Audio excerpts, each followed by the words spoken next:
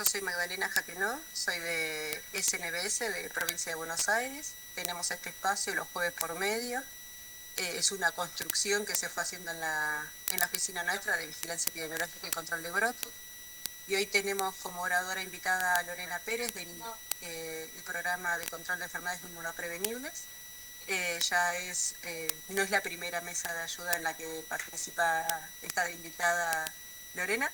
En cualquier momento nos hacemos un podcast con Lore y ya directamente difundimos de otra manera.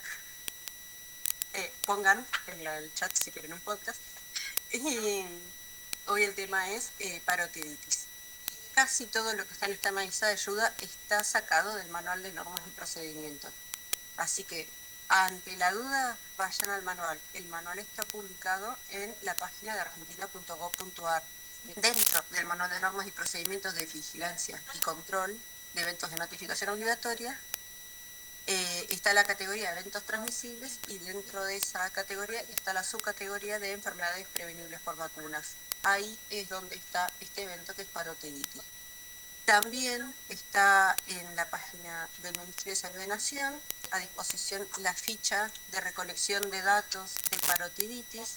Yo voy a hacer una línea de trabajo en breve de tratar de actualizarla, porque por ejemplo faltan datos como el DNI, así que la idea es mejorar esta herramienta en breve. Por último, el último material de referencia es este informe que realizó el programa provincial, acá de Provincia de Buenos Aires. Si querés, Lore, contanos brevemente un poquito de este informe. Este informe la hizo una de nuestras compañeras del equipo de inmunizaciones, del área de vigilancia epidemiológica, que es Indira Basma. Está basado, obviamente, en el manual de normas y está realizado siguiendo las mismas variables y los mismos modelos de las otras recomendaciones que tenemos nosotros subidas a la página de nuestro ministerio. Está lo que es un poco de la clínica y la vigilancia epidemiológica. Así que este también les puede ser de ayuda para cuando necesiten notificar o cuando tengan un caso sospechoso de parotiditis. Ahora sí vamos a empezar a hablar un poco de la parte de parotiditis y ahora le voy a dar la palabra a Lore porque ella maneja mucho mejor la parte clínica, claramente. Bueno, gracias Magda. Bueno, comenzamos con la parte clínica, un poco de la caracterización de la enfermedad. La parotiditis o paperas es una enfermedad viral aguda, epidémica, o sea que es una enfermedad proclive a dar brotes epidémicos. Es inmunoprevenible por una vacuna muy segura y eficaz que afecta a las glándulas salivales, más frecuentemente las parótidas. En un 10% aproximadamente puede afectar otras glándulas como la submaxilar o la sublingual. Pero generalmente lo vemos en la parótida, se ve una inflamación en el ángulo lateral de la cara que borra el ángulo maxilar. Entonces lo que vamos a ver es, digamos, como una hinchazón en uno o ambos lados de la cara. Se transmite por vía aérea, a través de microgotas de saliva y por contacto directo, o sea, a través de fomites también, de la saliva de una persona infectada. El periodo de máxima transmisibilidad es desde 7 días antes del comienzo de los síntomas hasta 9 días después, aproximadamente. Tiene un periodo de incubación largo, de 12 a 25 días, y en el 15 a 20% de las infecciones son asintomáticas. Tengamos en cuenta que las infecciones asintomáticas también producen transmisión de virus. Así que puede ser que la persona no esté sintiendo nada y esté transmitiendo igual la enfermedad. El 40-50% presentan síntomas inespecíficos como de vías respiratorias altas, como un resfrío, y el 30-40%, o sea, es un promedio bastante bajo, muestran la clínica típica de la enfermedad. La siguiente.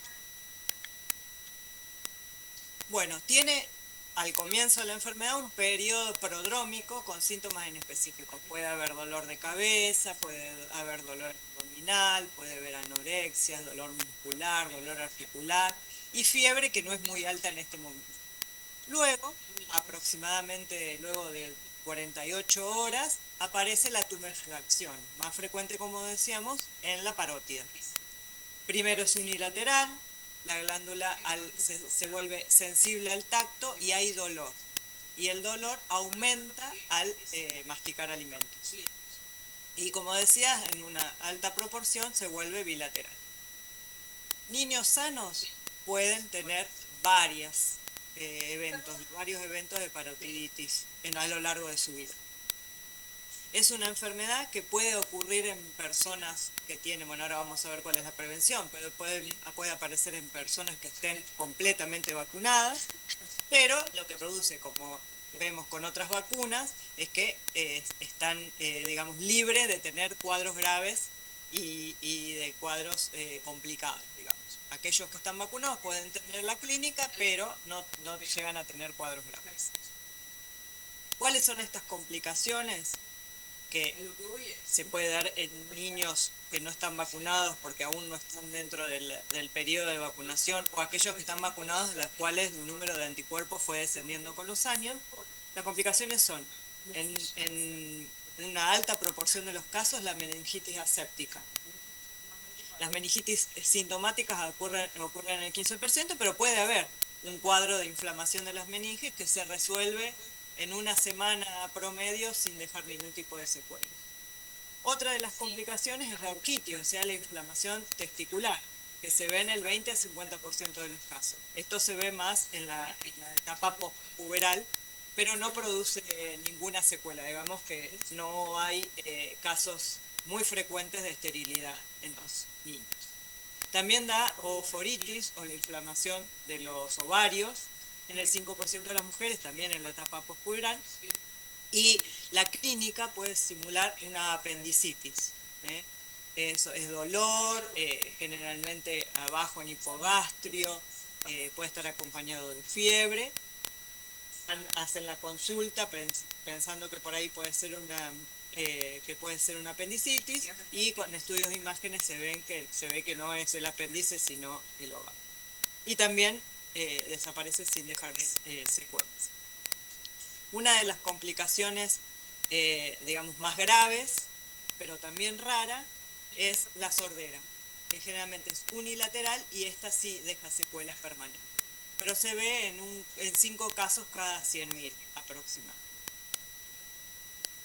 Las encefalitis son raras, de baja letalidad, también puede haber un cuadro de desorientación, de dolor de cabeza, etcétera, pero que también pasa sin dejar ninguna secuela.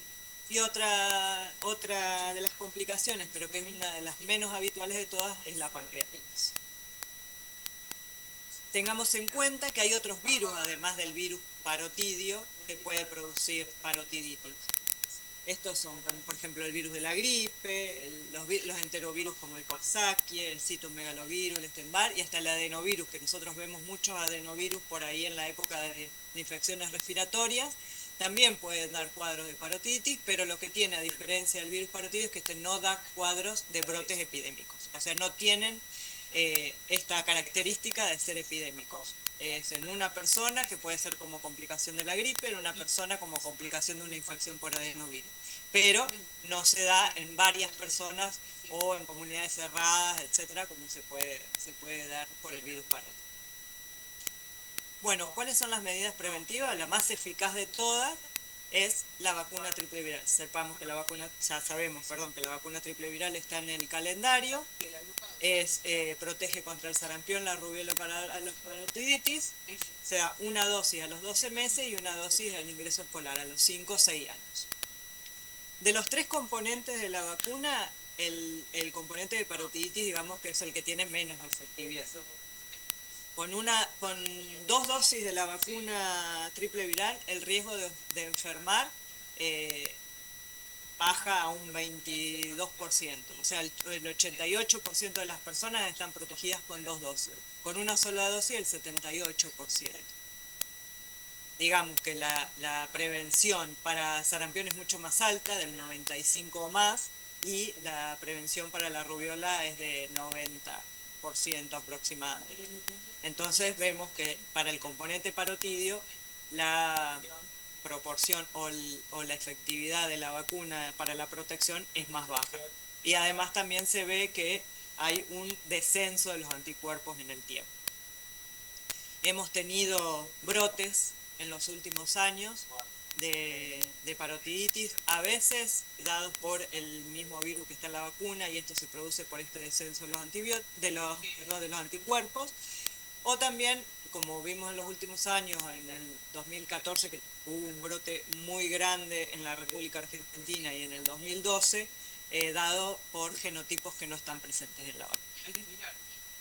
Bueno, cuando una persona está en contacto con otra que tiene parotiditis y no está inmunizada correctamente, deberían recibir la vacuna triple viral, siempre y cuando obviamente no esté contraindicada, porque es una vacuna a virus vivo atenuado que en ciertos grupos está contraindicada. Pero no es una vacuna que se pueda usar para el bloqueo, porque no va a prevenir la infección de los contactos. Lo que sí nos permite a nosotros tener cubiertos a todas las personas con los calendarios como corresponde. Entonces, dentro de las acciones de bloqueo, ya vamos a ver, es ir a controlar los carnets de vacunación y que los contactos tengan su carnet al día. Pero no la vamos a utilizar en la vacuna como para bloquear y que la enfermedad no siga su flecha. Otra de las medidas preventivas es evitar el hacinamiento, porque es fácilmente contagiosa, digamos, de fácil transmisibilidad, porque es por la saliva. Uno de los brotes estos que yo le comenté fue en adolescentes, porque se transmite por la saliva, o sea que el beso puede ser un vector de transmisión. Hay que aislar a la persona con parotiditis durante 9 días, porque es el tiempo que tiene de expansión viral. Los contactos íntimos que hubieran estado con estas personas y no estuvieran inmunizados tienen que hacer un periodo de aislamiento mucho más largo, lo que dura el periodo de incubación. Así que tenemos que tener en claro que a la persona con parotiditis, por más que sea una enfermedad que a veces la consideramos banal, recurrente y clásica, que se vio siempre, el aislamiento tiene que estar presente. Y obviamente extremar las medidas higiénicas, desinfectar los objetos contaminados, los fomites, etc. La siguiente.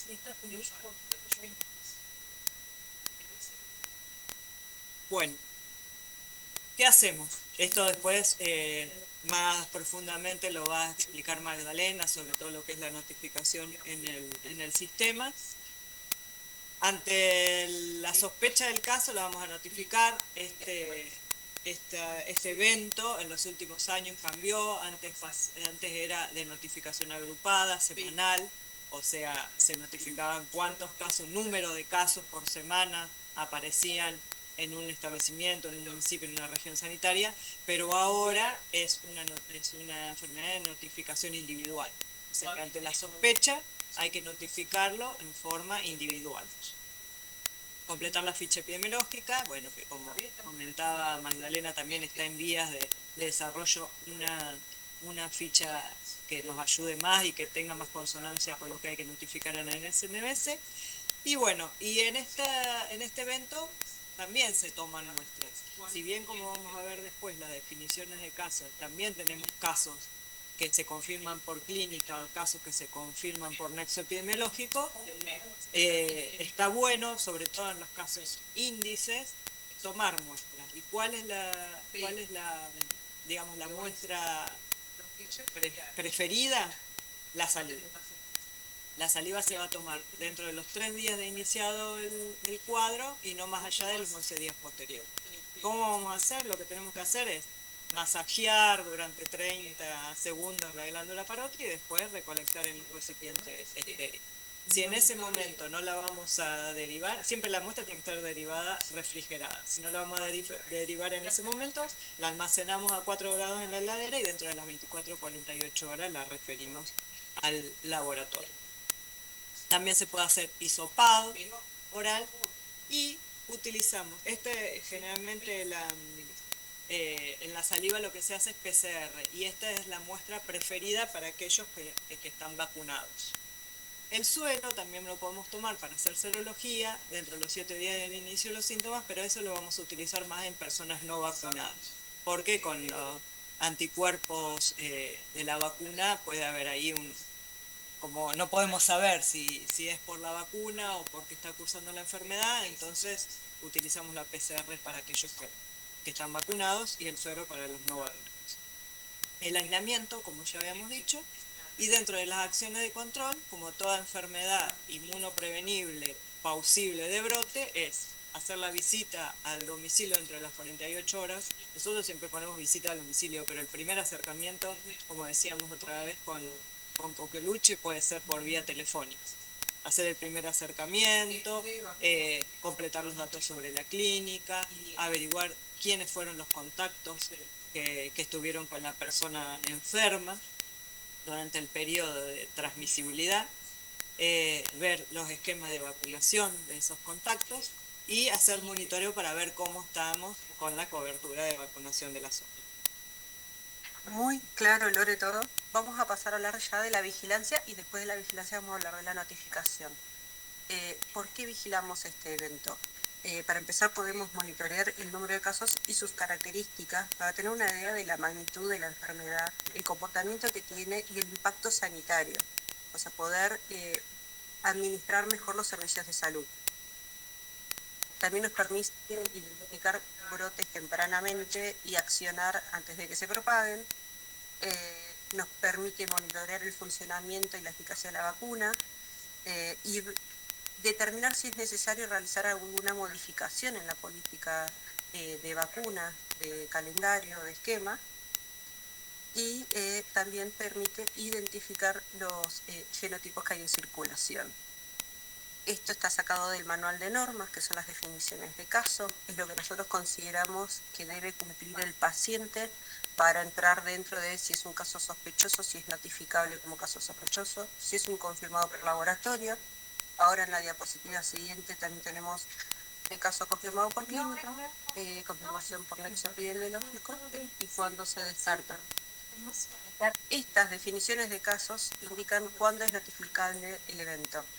En este caso es una enfermedad parotiditis de notificación obligatoria, según la ley de enfermedades de notificación obligatoria, y el instrumento que permite dar cumplimiento a esa ley es el SNDS.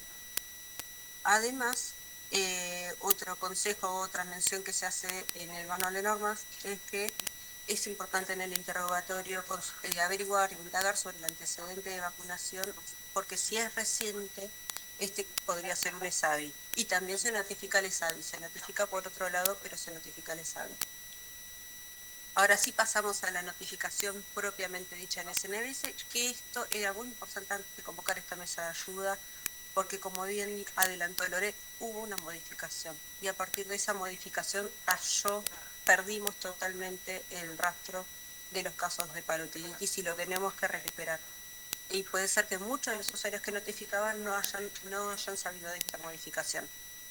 Como saben, este manual de normas se actualizó en el 2021 y en el 2022, y ahora es mucho más específico con que la notificación de parotiditis es exclusivamente individual de forma nominalizada. Es decir, que tenemos que identificar al paciente de forma individual. Antes, como explicaba Lore, era agrupada numérica semanal, terminaba la semana epidemiológica y se notificaba el número completo. Lo buscamos en el grupo de eventos parotiditis, evento parotiditis. Dejo acá el resumen de cómo es la estrategia de la modalidad de notificación. Todo es importante en este evento, la notificación de la sospecha, la notificación, completar la solapa clínica, completar las muestras de laboratorio en la solapa laboratorio y el antecedente epidemiológico en la solapa epidemiológica. En este sentido es igual a todos los demás eventos, la ruta de acceso en el caso nominal es mi menú SNBS, gestión de registro y notificar un caso nominal, y se carga el DNI, nos aseguramos que coincida con el dato de la persona que trae el RENAPER, hacemos clic y empezamos a cargar. Antes de pasar a la siguiente pantalla les quiero volver a aclarar, la notificación es nominal, individual, exclusivamente, ya no se notifica agrupado, no es que se notifican las dos cosas, tanto agrupado como nominal, solamente se notifica nominal, si no hacen trabajo de más, ¿no? Ahora sí, en la solapa de datos personales es muy importante que esté actualizado el teléfono y el domicilio real. Y cuando hablamos del domicilio real nos referimos al domicilio donde se van a realizar las acciones de foco. Por eso es importante que esté actualizado. Y si no está actualizado, lo vamos a actualizar, apretamos el botón de agregar y cargamos el domicilio nuevo. También es importante el teléfono o alguna referencia con respecto al domicilio para que sea localizable la persona. Una vez que guardamos los datos de la solapa, datos personales, pasamos a la solapa evento. Como les decía un ratito, es parotiditis. Y en cuanto a la clasificación manual del caso, tiene poquitas opciones.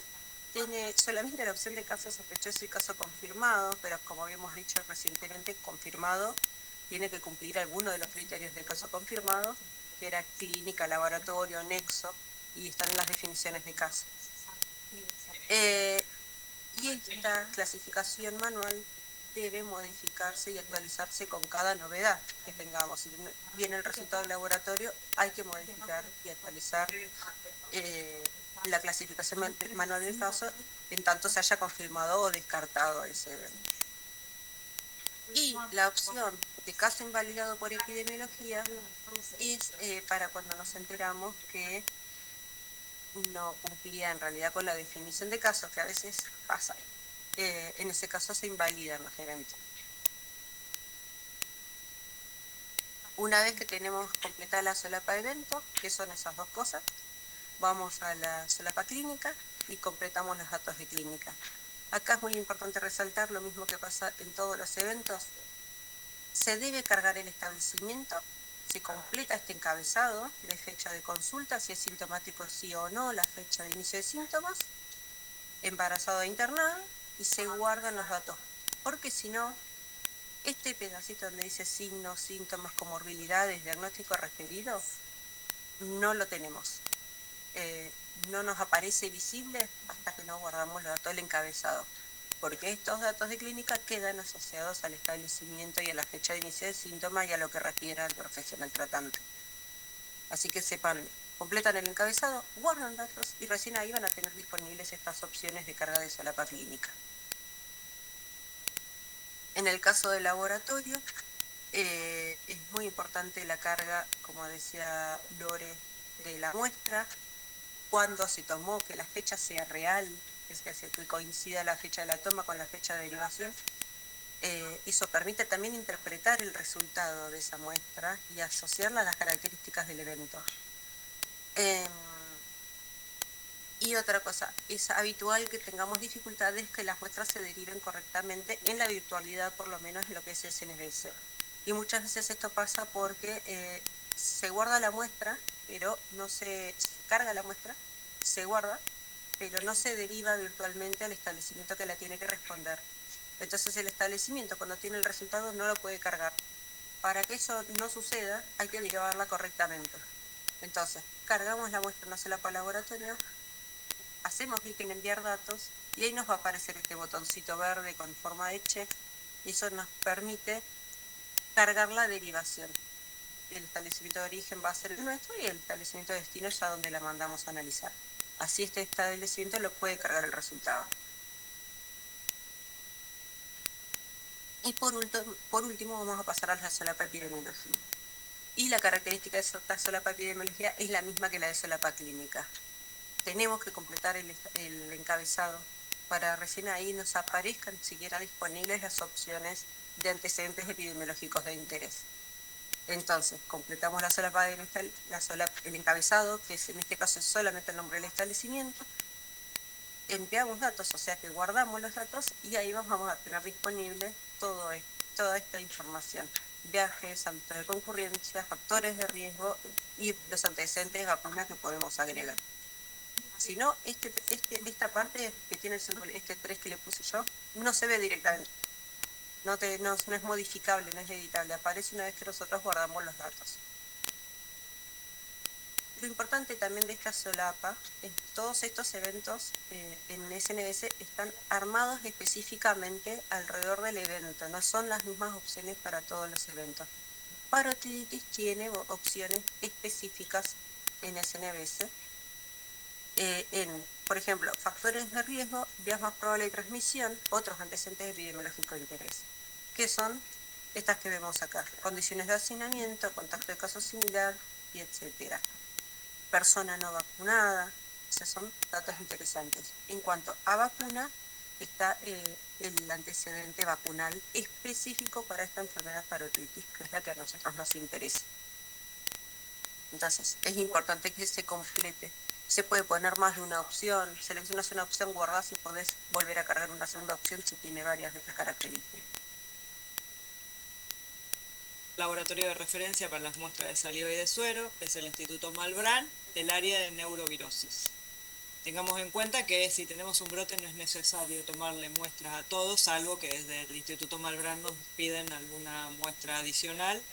Teniendo la muestra de uno del caso índice, después los otros pueden ser clasificados como confirmados por nexo epidemiológico si presentan la definición de caso sospechoso y tienen el antecedente de haber tenido contacto con un caso. También recordemos que es una enfermedad que aumenta durante el invierno y la primavera, la transmisión aumenta en esa época y que se pueden dar en personas no vacunadas. Y como decía Magda, el antecedente de vacunación en la ficha epidemiológica, que es la que va a acompañar la muestra, y en el CISA es muy importante. Sobre todo saber si la persona tiene dosis de triple viral, si tiene dosis de doble viral, porque la doble viral, el componente parotidio no está. Hay mucha gente que ha recibido en campañas, por ejemplo, la doble viral, o que se ha recibido la doble viral en épocas cuando había falta de triple viral. Entonces esto es también importante porque con la triple viral descienden los anticuerpos a través del tiempo y con la doble viral directamente no hay producción de anticuerpos antiparotidios porque no está incluido en la vacuna. Entonces esto es muy importante también de anotar este antecedente, ya sea en el SNBS cuando notificamos o en la planilla. Y lo mismo que decimos siempre, recuerden que el evento está bien notificado o está notificado como corresponde, digamos, cuando está subido al SNBS. Con una ficha epidemiológica sola, completa y que ande dando vueltas por ahí, eso no es una notificación de un caso, sino cuando está en el SNBS con todos los datos requeridos y que puede estar llegando la información en ese mismo momento al establecimiento donde se atendió, el municipio donde reside, la región sanitaria, la provincia y la nación.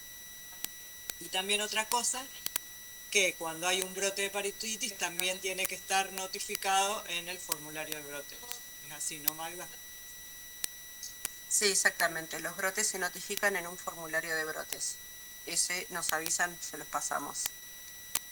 En cuanto al cambio de la modalidad de notificación, hay una explicación de por qué.